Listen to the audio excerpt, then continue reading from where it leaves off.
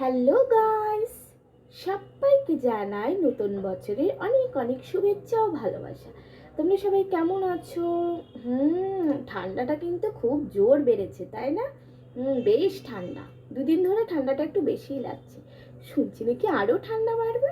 আর কি করা যাবে বলো, ঠান্ডার দিনে তো ঠান্ডা থাকবেই, তাই না?